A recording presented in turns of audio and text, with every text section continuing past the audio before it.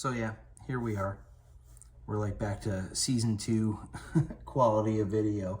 But I just had to do this real quick because just tonight I watched the Conjuring, The Devil Made Me Do It, with a couple of my buds and my wife. I enjoyed it. It goes without saying to me personally, James Wan wasn't involved, so if you're honestly expecting this movie to be as good as the first two, then I can't help you. I mean, that's like extremely heightened expectations in my opinion. Legitimately, it wasn't half as scary as the first and second movie. It was very clear that this movie had a different director. Now, The Curse of La Llorona, because it was the same director, something Chavez. I'll put the name at the bottom. But I did not care for that movie. I actually fell asleep for a portion of it. However, after having seen this, I do kind of want to go back and watch that again, just to make sure. I mean, the fact of the matter is James Wan, from what I understand, kind of like oversaw this movie, because to some degree or another, it's sort of like a legacy. Like, you know, you look at the Insidious films, and it's like he sort of left those in the hands of Lee Whannell, whatever, however the hell you pronounce that, because he knew that he could trust him. You know what I'm saying? He knew that he wouldn't butcher the material, you know, that he could keep it going. And The Conjuring is arguably like an even bigger legacy, you know? So the fact that he was overseeing it, you know, I think he wanted to make sure that it wasn't going to be a complete garbage piece of cinema. This director, and the thing that I appreciate about it is, it seems to me very obvious that he wasn't trying to make it a James Wan movie. It wasn't loaded with cheap jump scares, which I feel is what like a lot of people resort to. The Nun, for example, you know, movie with like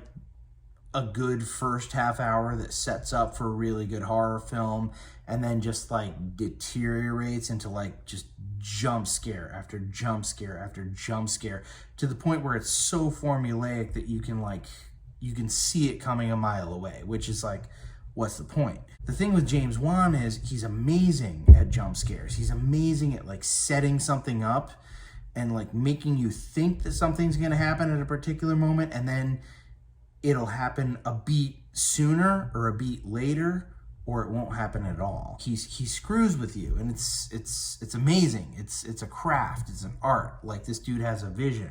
And I think that the director of this Conjuring film knew that he couldn't keep up with that, so he just tried to make his own film. And I'm gonna be honest with you, I respect the hell out of that. I really do. Obviously, of the three, it's the weakest link, but that's not saying much because they're all amazing. Also, I will say this, I didn't see it in theaters. I watched it on HBO Max. There weren't as many jump scares in this. It was I guess you could call it darker. It was more violent for sure. Not that it was like super hyper violent or anything like that. The opening to the movie is pretty crazy, man. It's pretty awesome. It draws you right in. And of course, Patrick Wilson and Vera Farmiga are amazing. And that's part of like what makes the movie watchable, is that like Ed and Lorraine Warren, as they are portrayed in the Conjuring films, are very likable. And the acting is very good. Everybody in the movie, acting-wise, was good. Again, not as scary, not as clever setups for scares, but it was a different kind of movie. And not for nothing, but that's probably a good thing, you know, because do you really want to just see the same shit over and over and over and over again? I guess you would say villain in this one was a little bit different than in the previous two. They made the circumstances of what had to go down a lot different. It was a lot more difficult. I really don't want to get into specifics because the movie just came out yesterday, so I really don't want to do spoilers. Maybe that's coming in the future. But the stakes were definitely raised. And this movie was a lot bigger. And I didn't really find it, I found it entertaining. I felt that I went into it with the right mindset, that it's like, of course this isn't going to be as good as the first two. Like, naturally, this isn't going to be as good as the first two. I just hope that it's good. I hope that it's an attempt at a good movie, and I hope that it's entertaining. I would say that in its own right, this is a good movie. Not half of what the first two were, but again, I was expecting that. And I think that anybody who goes in to watch this movie should go in with that mindset, because, I mean, personally, I think it's like outright cartoonish of you to assume that it would be as good as the first two movies. You should automatically assume that it's not, but it is miles better than La Llorona.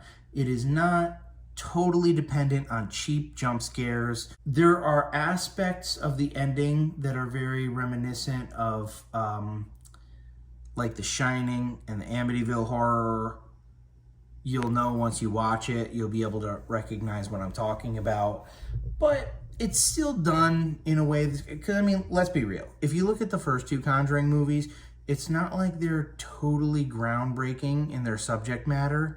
They're just really well done. They're possession movies, they're haunted house movies that have been done time and time and time again. It's really just the masterwork of James Wan that made them what they are. So the fact that this movie bears similarities to certain other horror movies doesn't really bother me all that much. There's even one that is like a blatant homage to The Exorcist, when the priest shows up and he's wearing the fedora hat thing, and the camera's got like, you know, it's facing his back and he's standing in front of the house.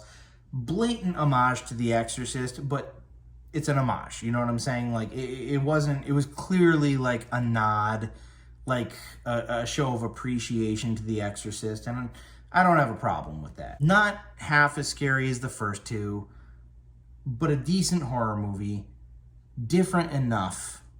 The weakest of the three, yes, but still entertaining and still a good horror movie, a quality horror movie. You just really have to go into it not assuming that it's going to be as good as the first two, and then you'll be fine. You'll have a great time. That's all she wrote.